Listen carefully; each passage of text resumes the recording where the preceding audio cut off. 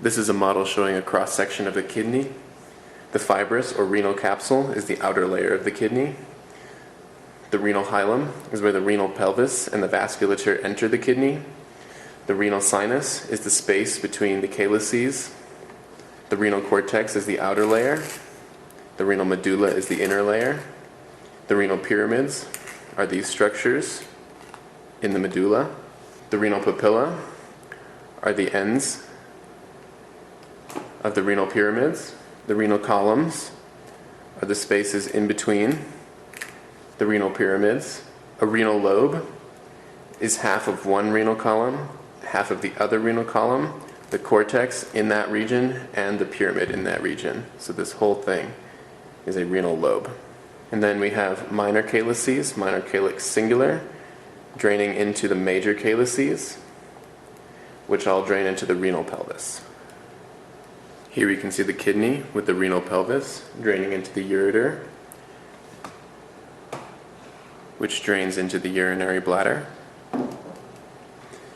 Inside the urinary bladder, we have rugae of the urinary bladder, these ridges. The muscle that squeezes the bladder is the detrusor muscle. Then we have two urethral openings and the neck of the urinary bladder, which form the trigone. On this model of the male, we have the internal urethral sphincter, the external urethral sphincter, the urogenital diaphragm. The whole thing here is the urethra. We have the prostatic urethra, the membranous urethra, and the spongy or penile urethra. On this model of the female, we have the internal urethral sphincter, the urethra, the external urethral sphincter, the external urethral orifice, and the urogenital diaphragm. Here we can see the renal artery, the superior segmental artery, the inferior segmental artery, the anterior branch of the renal artery, the anterior inferior segmental artery. And then these arteries here are the interlobar arteries, as they are between the lobes.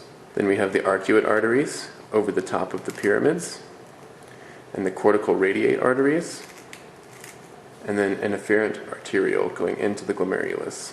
Here we have the renal vein. Segmental veins are not recognized by Terminologica Anatomica. The interlobar veins are between the lobes. The arcuate veins coming over the top of the pyramids. Cortical radiate veins. And venules are when veins become very small. Here we have a zoomed in view of the renal pyramid. This structure is the nephron. We have a cortical nephron here and a medullary nephron here. We have a renal capsule draining into the renal tubule. Here we have the proximal convoluted tubule. And then the loop of Henle, or the nephron loop. We have the descending limb of the nephron loop and the ascending limb of the nephron loop, leading into the distal convoluted tubule, which drains into the collecting duct.